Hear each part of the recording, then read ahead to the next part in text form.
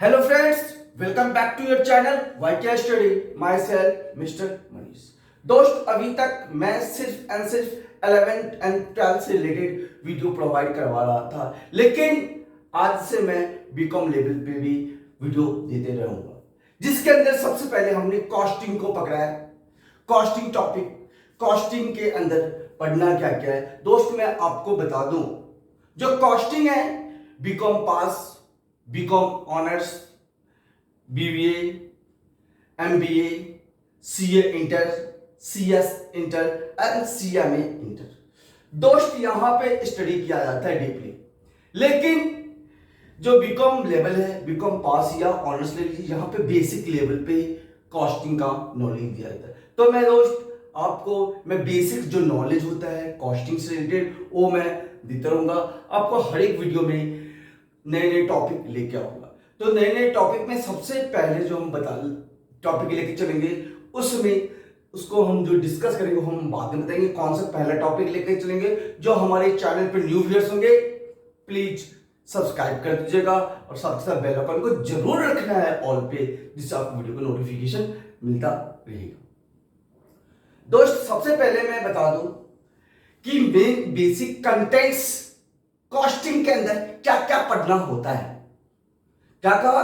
Main basic contents जो costing के अंदर है क्या क्या पढ़ना होता है वो मैं बताने। सबसे पहला टॉप पॉइंट है हमारे पास main contents, general principles, next is the materials, third is the direct labour and direct expense, next overhead general, next overheads distribution, next 6 single or output costing, 7th job batch and contact costing, 8th is the process costing, 9th is the reconciliation of cost and financial accounts, 10th is the budgetary control, 11th is the marginal or variable costing and break even analysis, last topic है आपका operating costing. ये दोस्त 12th topic discuss करना मुझे costing के अंदर। इसमें से सबसे पहले हम लोग जनरल प्रिंसिपल की बात करेंगे, जहां से बेसिक कॉन्सेप्ट स्टार्ट हो जाता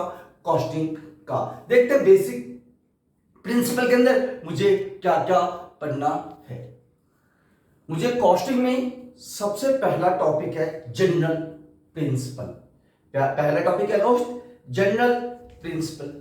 सबसे पहले इसके अंदर एलिमेंट्स ऑफ कॉस्टिंग की बात करेंगे। कॉस्टिंग के अंदर, कॉस्ट के अंदर मेन एलिमेंट्स क्या क्या काम करता है। सबसे पहला एलिमेंट्स दोस्त आपका मटेरियल होता है, दूसरा लेबर होता है, तीसरा एक्सपेंस होता है और चौथा ओवरहेड होता है। तो दोस्त सबसे पहले मैं बात करूं आपका मटेरियल का। मटेरियल दो तरह का, डायरेक्ट मटेरियल और इनडायरेक्ट मटेरियल। नेक्स्ट फर्स्ट क्या था दोस्त? डायरेक्ट मटेरियल और indirect material. Next is the labour. Labour भी दो होते हैं, डायरेक्ट लेबर और indirect labour. Third is the expense, direct expense और indirect expense. Fourth is the manufacturing overhead, office and administrative expense, selling and distribution expense. यह हमने आपका elements of cost बताया, जो कॉस्ट का मेन मेन एलिमेंट्स क्या होता है। तो दोस्त सबसे पहले मैं डिस्कस करूंगा आपका क्या टॉपिक कौन से लेके चलो। बहुत सबसे पहला पॉइंट है हमारे पास मटेरियल्स का। तो हम पहले डिस्कस करेंगे मटेरियल का, डायरेक्ट मटेरियल क्या होता है और इनडायरेक्ट मटेरियल क्या होता है। Elements of cost. कॉस्ट का एलिमेंट्स में सबसे इंपॉर्टेंट टॉपिक होता है आपका मटेरियल्स। ध्यान रखना है कि मटेरियल दोस्त दो तरह के होते हैं, डायरेक्ट मटेरियल और इनडायरेक्ट मटेरियल। दोस्त जो डायरेक्ट मटेरियल होते हैं, जो मेन रूप से बेसिक रूप से मैन्युफैक्चरिंग में, प्रोडक्शन में काम आता है। तो हम बता रहे हैं कि डायरेक्ट मटेरियल की का डेफिनेशन क्या होता है, इसके इंपॉर्टेंट टर्म्स क्या क्या होते हैं। सबसे पहले डायरेक्ट मटेरियल के अंदर लिखा direct material which related to all material which becomes an integral part of finished goods. जो फिनिश गुड्स का इंटरनल पार्ट होता है, which can be conveniently assigned to a specific physical unit is known as the direct material. It means किसी भी goods का जो manufacturing होता है, तो मैन्युफैक्चरिंग के होने में जो इनिशियल स्टेज में जो मटेरियल यूज किया जाता है, it is called the direct material. Direct material is also known as, direct material को और जाना जाता है raw material, prime material, production material और स्टोर मटेरियल। रॉ मटेरियल जब तक आपके पास कच्चा माल होगा मैन्युफैक्चरिंग नहीं हो सकता। मटेरियल इनिशियल स्टेज का मटेरियल होता है, सबसे पहले वैसी का जरूरत पड़ता है, इसलिए उसको कहा गया प्राइम मटेरियल। प्रोडक्शन मटेरियल नाम से पता था मैन्युफैक्चरिंग, मैन्युफैक्चरिंग का मतलब उत्पादन करना।